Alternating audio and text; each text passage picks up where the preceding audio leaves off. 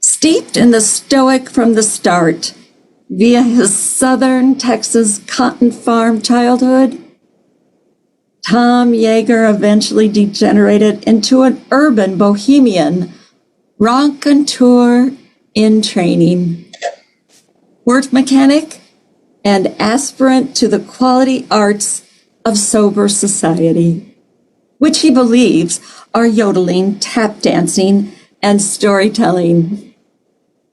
These days, from Houston's freewheeling Montrose neighborhood, Tom confesses his personal narratives with poetic potholes, yielding life's lessons with surprising twists, turns, and conclusions. Please welcome the Bard of Montrose, Tom Yeager. Woohoo! Thank you, Marie. You're welcome. And thank you to all the Fox Valiants for your attendance, be you ladies or be you gents.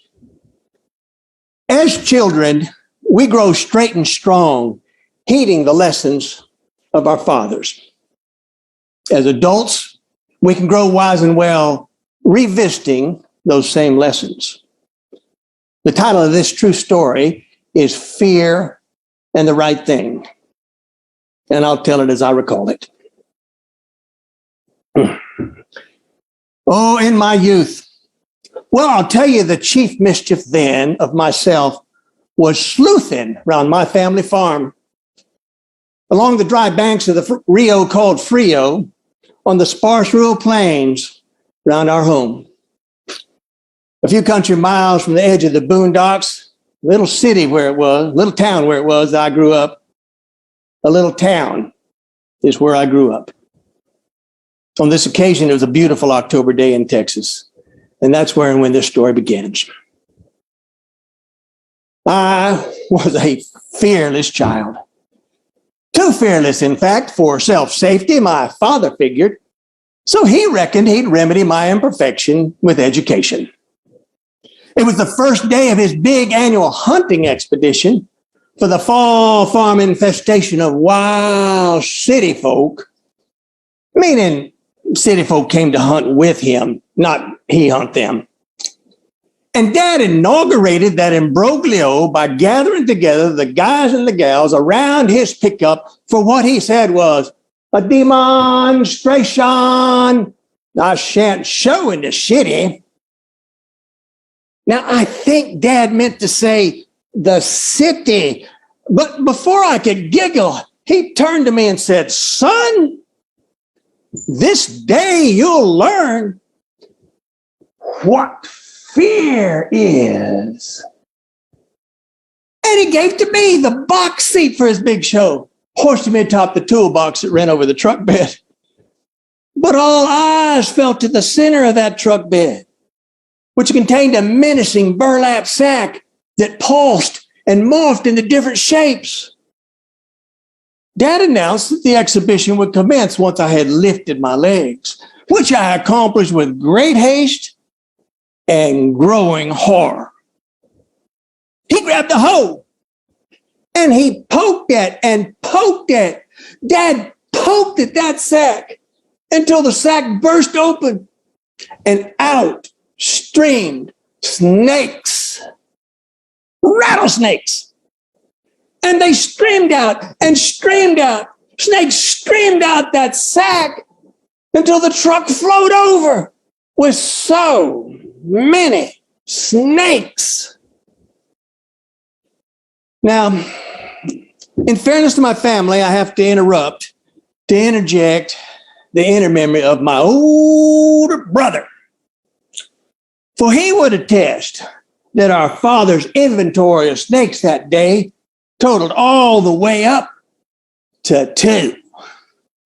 But that didn't matter to those hunters, because when city hunters see any number of snakes, they find the feeling of their fullest fear.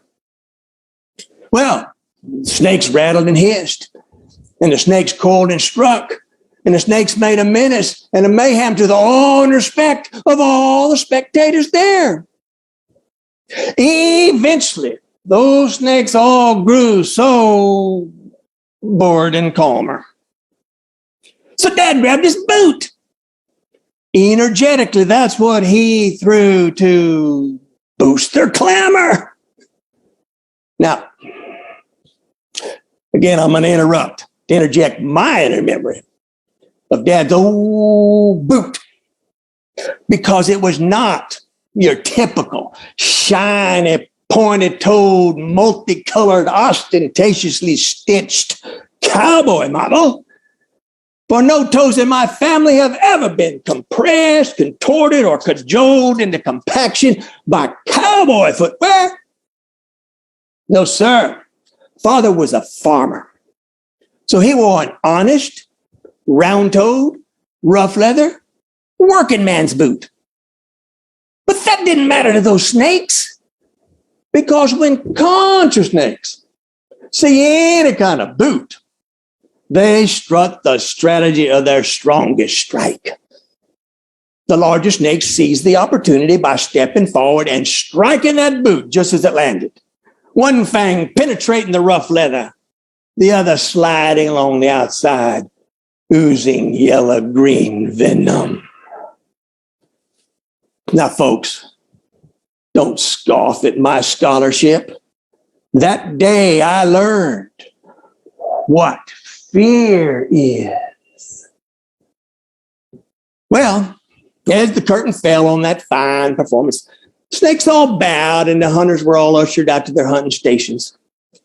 Dad turned to me again and said, "Son, regarding what you witnessed, such circus foolery suits city folkery. But duty beckons a country-bred gentleman. He knows that when it comes to poison a snake, for the safety of all, it's up to him to be brave and do the right thing." He grabbed a shovel, and though he was not French, he brought that shovel down with an awful guillotine force, sending those serpents to the viper afterlife with chops to their necks. That is, if snakes have necks. Well, the carnage was complete, but the lesson time lingered as Dad next launched his seminar on poetry. He said, "Repeat after me. Red touching yellow can kill a fella. Red touching black, venom lack." That's the coral snake identification form every naturalist knows. Dad said it could save my life. So you know, I learned it well.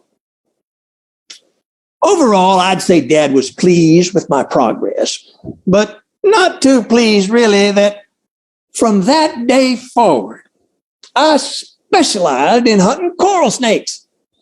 Well, how else could my life be saved from coral snakes if I wasn't around coral snakes?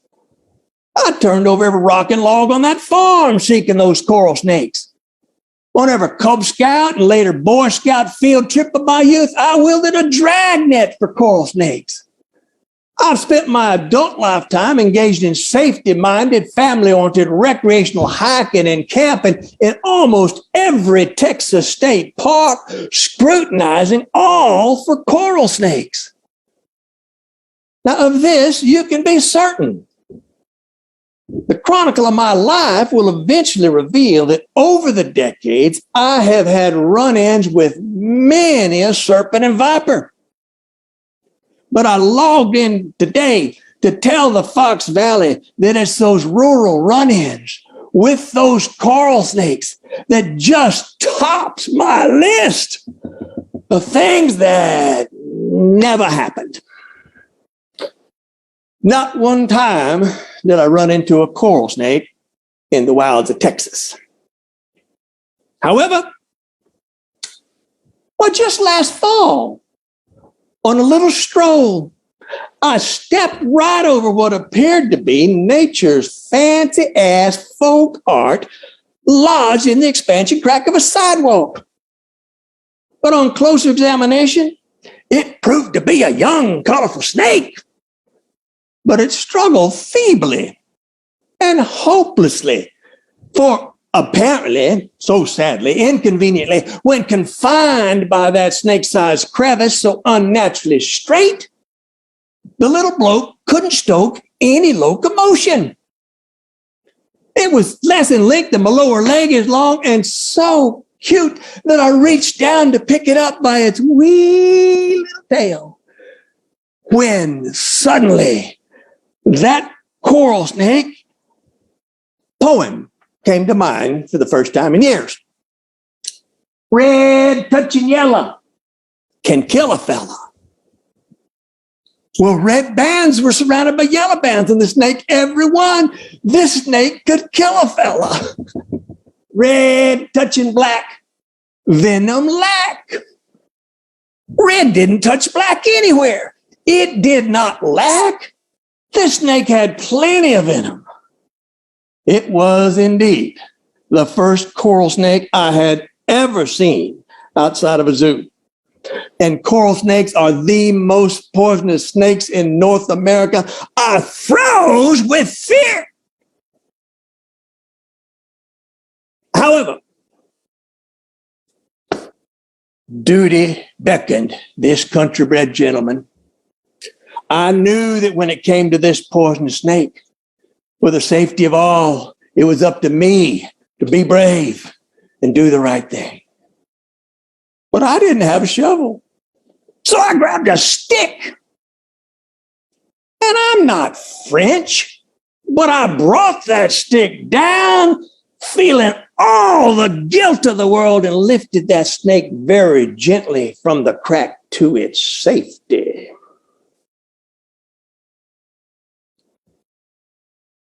Once unincarcerated by that linear snake jail, that snake picked out a pleasing pose in the satisfying shape of an S, traditional for snakes. It sniffed at me with a flick of its tongue, nodded its head, then went on about its snaky business. For in its youth, well, I'll tell you, the chief mischief now of my snake is slithering around my favorite park, along the wet banks of the bayou called Buffalo. Oh, our dense urban realm offers lark. There's a few city blocks from the center of this boom town. Big city where it is, I grow old. A big city is where I grow old. On this occasion, it was another beautiful October day in Texas. And that's where and when this story ends. Woo! Thank you, Tom. Thank you. Oh my goodness. Delightful. Thank you. Great story, Tom. Well told. That was from Elizabeth. Oh my goodness. I must admit you had me at the burlap snake, the burlap sacks pulsing. It's like, oh, that fear. Oh my goodness. But be brave and do the right thing. Thank you very much, Tom. Thank you.